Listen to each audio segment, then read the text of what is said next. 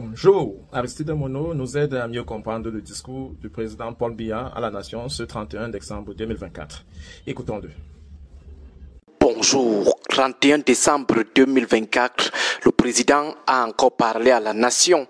Première impression, nous avons cru que c'était un de ses vieux discours parce que ça avait tout l'air d'un déjà entendu, ou du moins c'était similaire au discours des années écoulées, à peu près comme les chansons de certains albums congolais où toutes les chansons de l'album se ressemblent. C'est juste une impression. Maintenant, dans le fond, après avoir lu et relu le discours du président, en dehors de quelques annonces comme ça, qui sont d'ailleurs à prendre avec beaucoup de pincettes, notre pessimisme d'avant ce discours a été conforté. Comme nous le disions la dernière fois, c'est mieux quand le président ne parle pas. Là, il a moins de problèmes avec le public. Mieux les fameux silences, parce qu'en parlant, le président offre plus d'arguments à ses critiques et désole davantage ce reste de la masse qui espère toujours quelque chose de lui dans ses discours. Ça a été encore une désillusion. On réalise que le président est l'une des rares personnes qui voit le Cameroun avancer vers son émergence. Il est l'une des rares personnes à se réjouir de ce que le Cameroun est devenu. Un discours présidentiel, c'est d'abord le bilan. Le bilan veut dire qu'on dit au peuple ce qu'on a eu à promettre la fois passée et ce qui a été finalement fait. Le discours de la dernière fois, c'est-à-dire le discours du 31 décembre 2023, allons pas à pas. Parlons d'abord de la croissance. Le président se réjouit du taux de croissance de 3,8% en 2024. Pourtant, dans son discours de décembre 2023, il disait que notre croissance était à 3,9%. À vous de juger si on a progressé au point d'être optimiste ou heureux. Vous étiez à 3,9% l'année passée. Cette année, vous êtes à 3,8% et vous vous félicitez comment? La croissance n'a même pas stagné. Elle a plutôt connu une baisse et le président nous dit qu'il est heureux. Autre chose, le président avait dit en décembre 2023 que toutes les dispositions nécessaires seront prises pour que la construction de la route Ebolo-Vakribi démarre effectivement en 2024. Mais dans son discours de cette année, le président nous dit plutôt que les travaux sont en voie de démarrage. En voie de démarrage veut dire que nous sommes en plein démarrage du démarrage. On est passé de démarrage effectif en 2024 au démarrage du démarrage.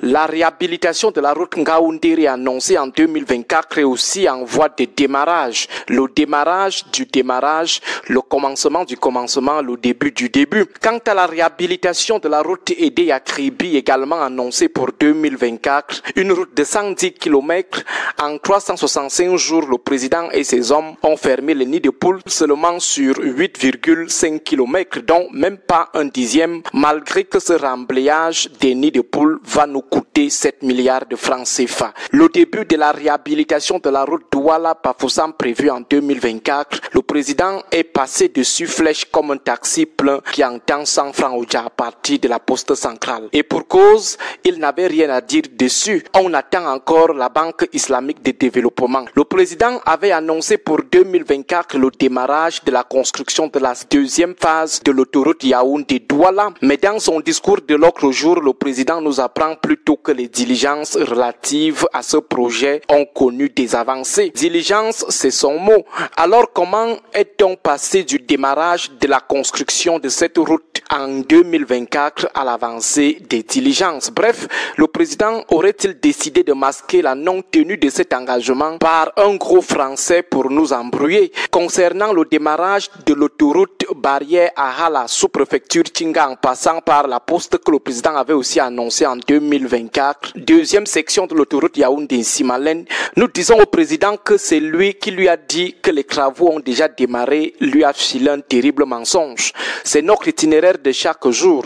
C'est faux, monsieur le président, il n'y a aucun engin qui travaille sur ce tronçon, même pas un engin garé sur cet itinéraire. C'est notre route de chaque jour, au moins 3 fois par semaine. Le président avait également dit qu'en 2024, nous le citons, la lutte contre la corruption et les détournements des deniers publics est très clairement un impératif. Elle va connaître une intensification notable au cours de l'année qui s'annonce, c'est-à-dire l'année 2024. Fin de citation. Mais 365 65 jours après, le président vient encore nous parler au futur comment, au moment où on s'attendait qu'il conjugue cette lutte à l'imparfait ou au passé simple. La lutte contre les détournements qui devait s'intensifier en 2024. En fin d'année, le président vient nous dire que des sanctions appropriées seront infligées aux auteurs. Il parle encore au futur. Le président de la République avait évoqué le barrage de Lompangar et de Nachtigal. Pour Lompangar et Nachtigal, le président nous aurait donné des chiffres. Le nombre de mégawatts déjà injectés pour savoir si effectivement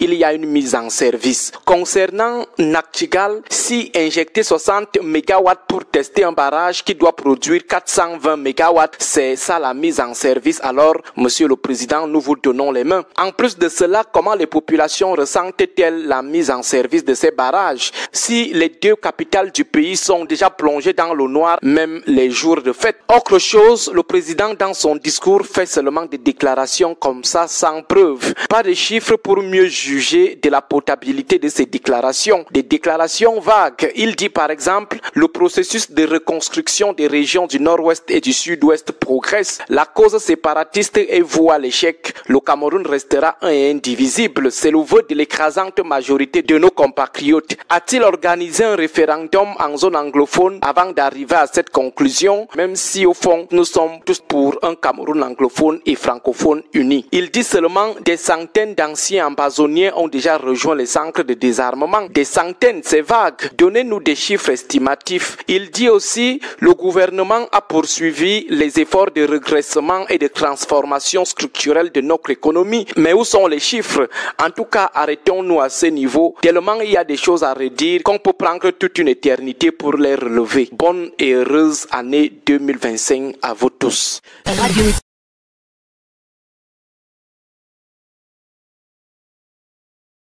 Bleu peut prendre le Cameroun.